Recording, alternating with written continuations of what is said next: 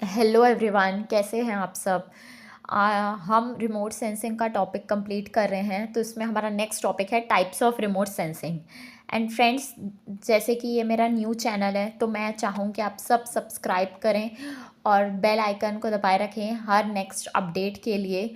और मैं आपको गारंटी देती हूँ कि मैं आपको बेस्ट मटेरियल प्रोवाइड करने वाली हूँ और समझाने भी वाली हूँ। सो नेक्स्ट टॉपिक से हम स्टार्ट करते हैं, that is types of remote sensing. They basically there are two types of remote sensing. First is active remote sensing and second is passive remote sensing. In active remote sensing involves release of energy when sunlight is not available. Okay, so इसमें हम energy को release करते हैं towards the target and measure the reflected energy. Example is radar. ठीक है. Passive remote sensing में क्या होता है, मेन सोर्स ऑफ एनर्जी जो होती है वो सन होती है, which is naturally available. Okay, passive remote sensing involves source of energy that is naturally available such as the sun. Okay, now the next point is electromagnetic spectrum in remote sensing. ठीक, electromagnetic spectrum वो part होता है जिसमें हम ये देखते हैं कि करेक्टरिस्टिक्स क्या हैं डेटा की. So the total range of wavelength extending from gamma rays to radio waves is referred as the electromagnetic spectrum. ठीक है, जिसमें गामा रेज की वेवलेंथ है 10⁻⁻⁶ नैनोमीटर एंड माइक्रोवेव के 10⁻⁵ माइक्रोमीटर. ओके, एंड इसमें विजिबल जो होता है वो 0.4 to 0.7 है. आप यहाँ देख सकते हैं 0.4, 0.5, 0.6, 0.7, जिसमें ब्लू, ग्रीन, रेड होता है जो कि विजिबल फॉर्म में आता है.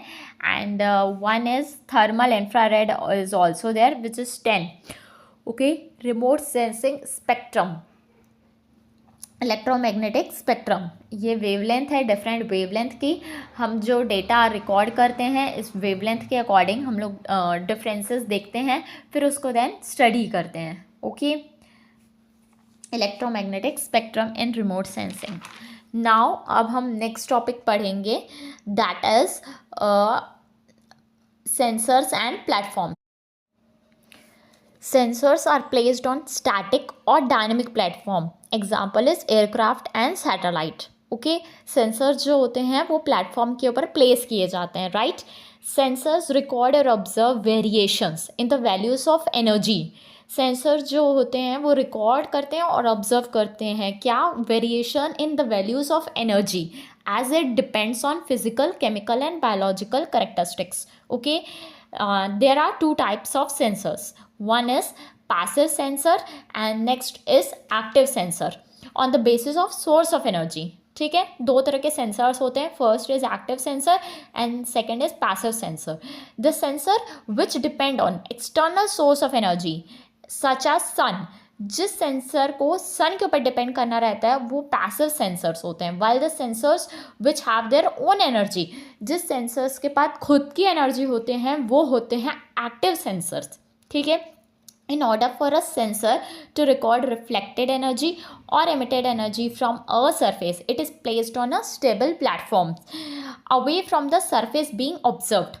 अब सेंसर्स किसके ऊपर प्लेस किए जाते हैं, प्लेटफॉर्म के ऊपर. ठीक है, और इसको अवे प्लेस किया जाता है. ठीक है, और जो प्लेटफॉर्म होते हैं वो तीन तरीके के होते हैं, ग्राउंड बेस्ड, एयरबॉर्न और स्पेस बॉर्न. ठीक है, sensors placed on the ground based platform are employed for recording detailed information about the surface. ठीक है, next is aircraft or helicopters which are airborne platform are used to collect digital images over locally any part of the earth. ये aircraft और helicopters airborne platforms हैं जो detailed images लेते हैं कोई भी जगह.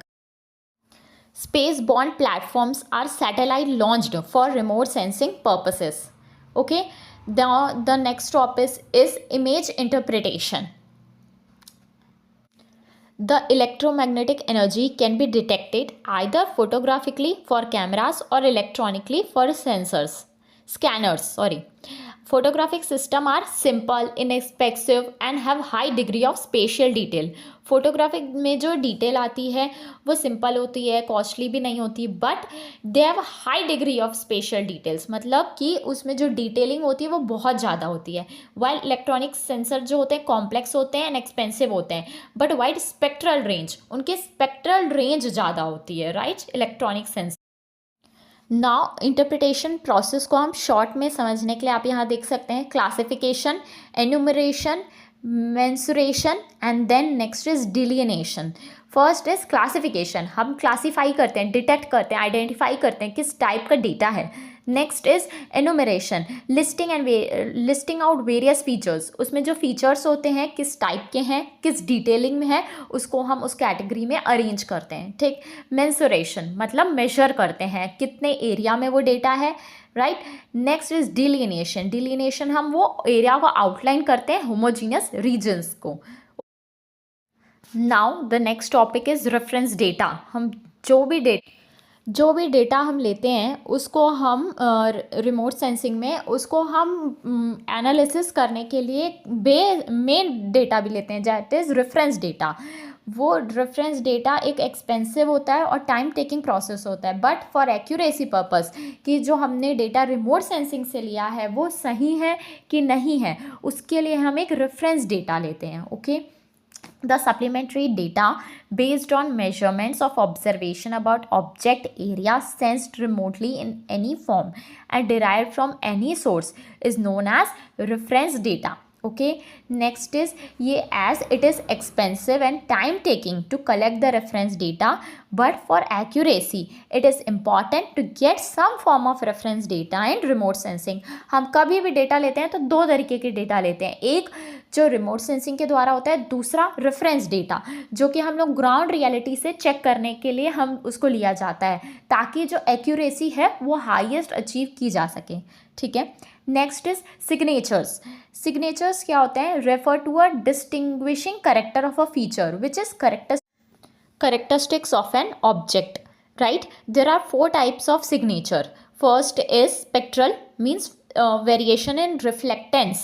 Next is spatial arrangement such as size and shape.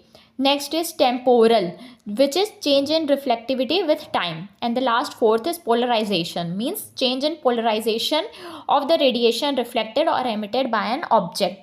Right? There are 4 types of signatures, which is spectral, spatial, temporal and polarization. ठीक है. इसमें सबसे ज़्यादा जो इम्पोर्टेंट होती है वो स्पेक्ट्रल वेरिएशंस होती हैं, right. Spectral variations are the most important.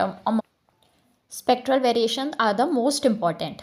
Now the next topic is advantages of remote sensing. Since देखो रिमोट सेंसिंग हम करते हैं जो कि सॉफ्टवेयर बेस्ड है, so there are very advantages of remote sensing. First is provides data of very remote and inaccessible regions. जो बहुत जिस एरिया में हम रीच नहीं कर सकते वहाँ का भी हमको डेटा मिलता है. ठीक है. ये बहुत बड़ा एडवांटेजेस है रिमोट सेंसिंग का, right. Provides data of large areas, यहाँ पे हमारे को बहुत बड़े एरिया का भी डेटा मिल जाता है. Next is relatively inexpensive when compared to employing a team of surveyors. अगर ह्यूमन पावर इन्वॉल्व होगा तो ये और कॉस्टली होगा. क्यों? क्योंकि लेबर इन्वॉल्व होगा, लेबर देन वहाँ पे कंस्ट्रक्शन, साइट विजिट बहुत ज़्यादा बढ़ जाएगा. ठीक है. तो रिलेटिवली इनएक्सपेंसिव होता है. ठीक. Next is easy and rapid data collection. जो इसमें डेटा कलेक्ट होता है वो बहुत ईजिली होता है और रैपिड होता है, मीन्स फास्ट होता है. यहाँ पे जो डेटा कलेक्शन होता है वो ईजी एंड रैपिड होता है. ठीक. Next is rapid production of maps for interpretation. इसमें जो हम मैप्स बनाते हैं वो भी बहुत फास्टली हम कर सकते हैं. ठीक है. अब कुछ जैसे कि कुछ खासियत है ही है रिमोट सेंसिंग की, तो तेरे डिसएडवांटेजेस भी हैं इसमें. कैसे? फर्स्ट है needs cross verification with field data. जब हम फील्ड डेटा से हम इसको कंपेयर करना पड़ता है हमको. क्यों? क्योंकि ये डेटा हम लोग दूर से इकट्ठा करते हैं और सॉफ्टवेयर से होता है, तो ये गारंटी नहीं होता कि डेटा 100% एक्यूरेट हो. ठीक है. तो ये सबसे बड़ा डिसएडवांटेज है कि इसमें हमको क्रॉस वेरिफिकेशन की ज़रूरत पड़ती है. ठीक. Next is interpretation of imaginary requires a certain skill. इसमें जो इंटरप्रिटेशन होता है, जैसे कि फॉरेस्ट हो गया, लैंड हो गया, इसमें आपको पता होना चाहिए स्पेक्ट्रम क्या है, ये क्या इंडिकेट कर रहा है, हमको उसके बारे में स्टडी करनी पड़ती है। तो इसमें थोड़ा सा एक स्किल रिक्वायर्ड होता है, ठीक। Data from different sources can create confusion. Data जो हम ऑब्टेन करते हैं डिफरेंट डिफरेंट सोर्सेज से, रेफरेंस डेटा, सैटेलाइट से जो डेटा, वो एक कन्फ्यूजन भी पैदा कर सकते हैं, ठीक है। Objects can be miss classified. इसमें जो ऑब्जेक्ट होते हैं हम इसमें गलत भी कभी कभार एज्यूम कर सकते हैं, there are chances. Distortion can occur due to relative motion of sensor and source. Distortion जो इमेज होता है वो डिस्टॉर्ट भी हो सकती है, मीन्स चेंज भी हो सकती है। Now the next is application of remote sensing. जैसे कि हम ये जानना चाहेंगे कि रिमोट सेंसिंग कहाँ कहाँ यूज़ हो सकती है, राइट। तो first is district level mapping, flood plain mapping, ground water mapping, disaster management, that is effect of earthquake and tsunami, क्या इफेक्ट आया है, किस एरिया में क्या हो गया है, ठीक है। और hand use and land cover mapping, crop identification कर सकते हैं हम, ठीक है। अर्बन ग्रोथ स्टडीज़ हो सकती है। सो बहुत सारे यूज़ है रिमोट सेंसिंग के, सिंस हम बहुत सारे डेटा को कलेक्ट कर सकते हैं, लार्ज एरिया को कवर कर सकते हैं। So it is very important, remote sensing is also very important. There are wide use of remote sensing. Thank you.